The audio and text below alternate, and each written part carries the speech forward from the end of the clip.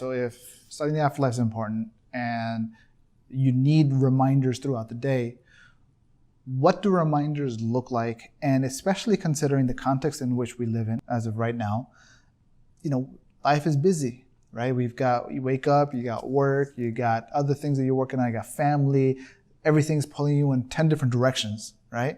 And then next thing you know, it's time to sleep, right? What do genuine reminders of this subject matter look like? AlMaghrib presents Q&A with Suleiman Hani. Sure. A couple things. First, we need to take a step back from that super busy schedule that we all have, right? From morning to night and even the sleep itself, and ask ourselves this question, which is, what is my purpose? Why do I exist? What is my number one priority? If I were to die and I had to choose only one thing to accomplish in my life, what would it be? Most people would not say their jobs. Most people would not say a certain level of income, hopefully, because then that means that really is why you think you exist. That's your most important priority.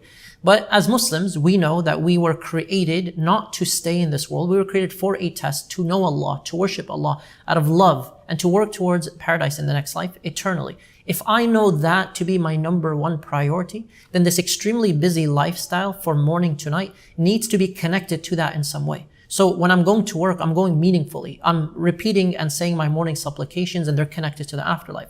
I'm remembering Allah subhanahu wa ta'ala constantly throughout the day. I'm listening to Quran, and sometimes it reminds me, and I need that reminder. Oftentimes we go through hardships as well. You have a busy lifestyle, but at times you're also going through difficulties, and everyone struggles in some way.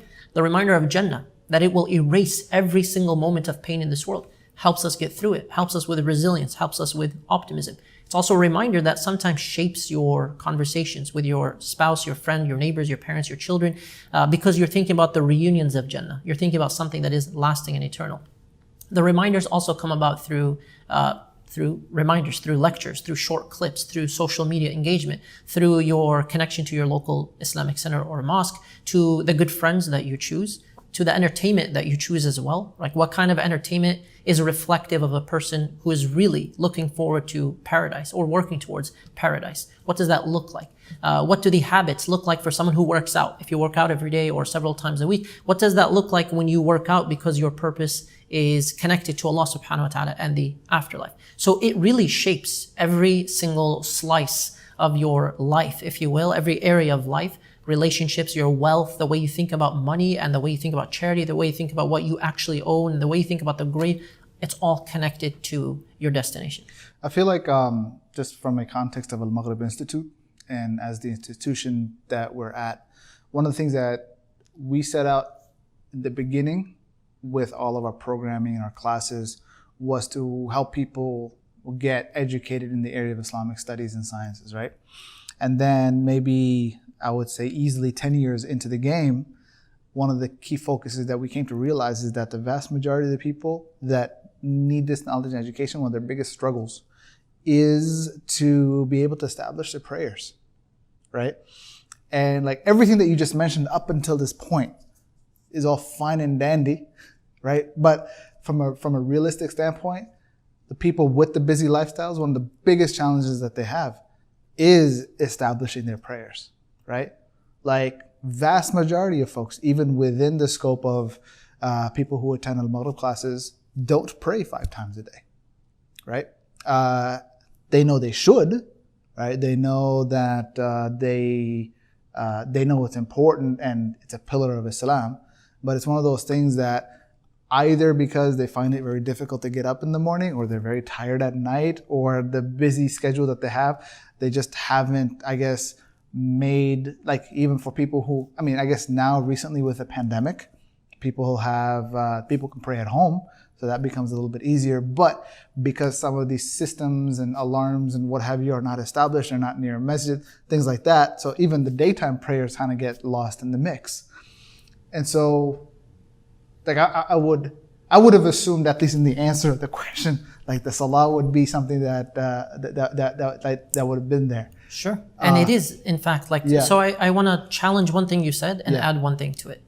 Because when we talk about ramifications of studying paradise, you're not just studying the descriptions of Jannah. Yeah. The inhabitants of Jannah got to Jannah because of certain things that they chose to do consciously in this world. They chose that priority of Allah subhanahu wa ta'ala over all worldly things, right? So in terms of the impact, it corrects our morality, meaning the practice of Islam, for ourselves first and foremost, including and starting with salah. It's the very first thing Allah will ask about on the Day of Judgment. Yeah. And there's a lot to say about prayer, and I think that's beyond the scope of the question. But when we talk about how paradise changes our habits and our prayers and our ibadat and all of that, I don't think anyone can deny that the experiences we have when we're experiencing an iman boost on a daily basis with that reminder, that it impacts us in some way. For you to know, for example, that when Allah mentions in the beginning of Surah Al-Mu'minun, the traits of the people of Al-Firdaus, He mentions about them twice issues of prayer. In another surah as well, twice the prayer is mentioned. Yeah. One is protecting the prayer on its time, and the other is focus during the prayer. These are two really important traits showing us that salah actually transforms you. Salah changes you. And one thing that salah is reminding of is why you exist. I was created to pray, right? That's connected, all of the goal setting is connected to why I exist, that purpose in life. And everything else really is scheduled around it. But I do want to challenge one thing that you said. And I'm challenging it because I don't know, but I also believe it's not known, which is the claim that the overwhelming majority of AlMaghrib attendees do not even pray their 5 prayers. I don't know that that's the case. Okay. A lot of people do struggle with prayer. I know that, I recognize that. And a lot of people who generally will attend classes do struggle with at least 1 prayer or 2 prayers here and there, or maybe struggling ongoing, right? I think the transformation that takes place from the reception of the knowledge to actually acting upon it goes back to the class itself, how it's designed, and to the individual and how receptive they are to change. And I believe that the topic of Jannah, especially when it's elaborated on, right? You have like a full engagement with paradise, has clearly the potential to change all of our behaviors. Because all of our daily actions, including ibadat, right? Because it's all worship, but ibadat specifically, like prayer, start to become connected to what we actually want, not what we're distracted by, right? Because we're all distracted.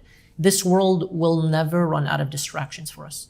And the sooner we come to that realization, the sooner we start working on what is my number one priority. If I died right now and I want one thing to follow me, I can't face Allah subhanahu wa ta'ala not praying a single prayer. There's a problem with that. And I recognize that. What am I going to do to change that? And how does the topic of Jannah and the topic of hellfire, how does it help me to make the moral changes that I need to make? In addition, people who prioritize social justice causes, which is trending these days. A lot of people are so aware of all the oppressions we have locally and globally.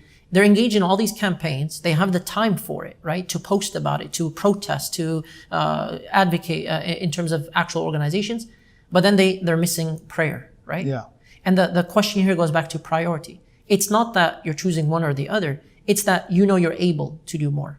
In Ramadan, a lot of people prove to themselves, I am able to do more. And I know it, right? And so the reminder is actually crucial because it's a fitrah-based issue. It's not, hey, I need knowledge and information about praying 5 times a day. We know prayer is mandatory, right? It's a question of, is my fitrah, my internal state, my spiritual state, softened enough for me to finally make that change? And if I fall short, am I going to get back up again, right? Taking care of this right morally and the rights of people as well morally, but not letting go of the right of Allah subhanahu wa ta'ala upon you.